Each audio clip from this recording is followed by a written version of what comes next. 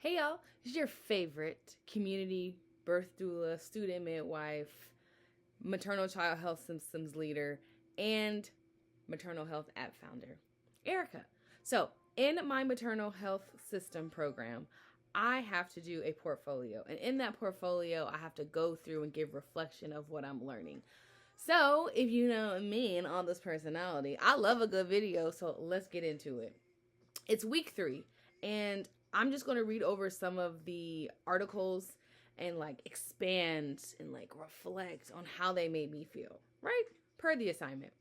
So, there was an article by Chamberlain et al. That is titled Traditional Midwifery or Wise Women Models of Leadership, Learning from Indigenous Cultures, the Role of Wise Women in, the role of wise women.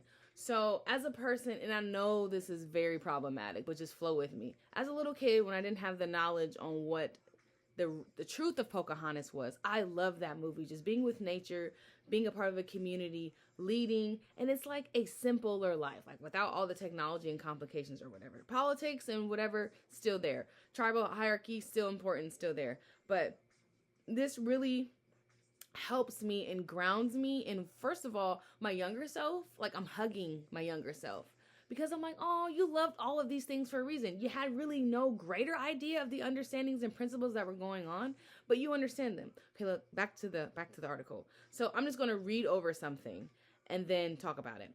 The role of wise women in traditional midwives has been integral to communities in the flourishing of healthy societies for millennia. These roles and the leadership provided by women in them have survived and adapted despite being undermined by colonial and patriarchal structures and often not recognized as a leadership contribution. I have 3 more paragraphs to read, but I'm just going to stop there. That is one of the reasons why I built MATRI. MATRI is my Black maternal health app to increase Black maternal vitality and lower Black maternal comorbidities, right? By connecting people to their clients and all these other features that I'm not going to get into right now.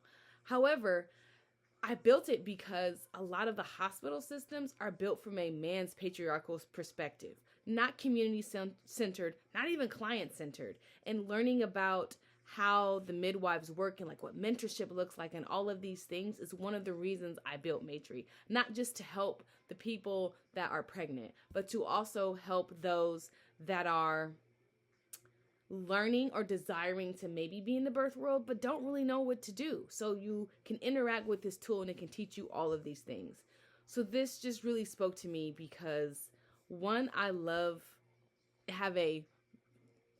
and really value and admire indigenous cultures and Aboriginal cultures. Being an African American, we have one that we made up by being taken and brought to this country. However, learning how things have worked in the spiritual context of things, because with holistically divine, I treat the whole person, right? And that honors their mind, their body, their spirit, their social construct, their familial, the environment. I have to honor all of these things to care and support my clients.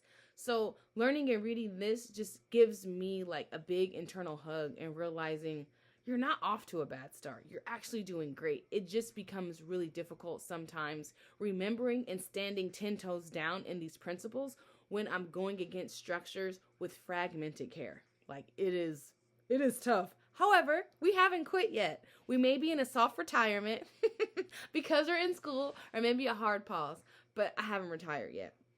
Okay, next one. Ooh, I love this one. So the maternal and child health systems leadership competencies. This is version 4. It defined what a MCH leader was. And as I was reading it, I was like, that's me. That's literally me. And it feels so good. Going to school and having senioritis can feel a little bit like burdensome. Like, am I doing the right thing? Am I supposed to be doing this? Why am I here? You question yourself and you go through all of these different things and thoughts, and like you want to quit, you want to pause. Oh, I'm over. I just want to be done. But reading this definition gave me the gold star and pat on the back and even hug that I needed to know that I'm doing the right thing. And that definition is as follows. An MCH leader is one who understands and supports the MCH mission, values, and goals with a sense of purpose and moral commitment.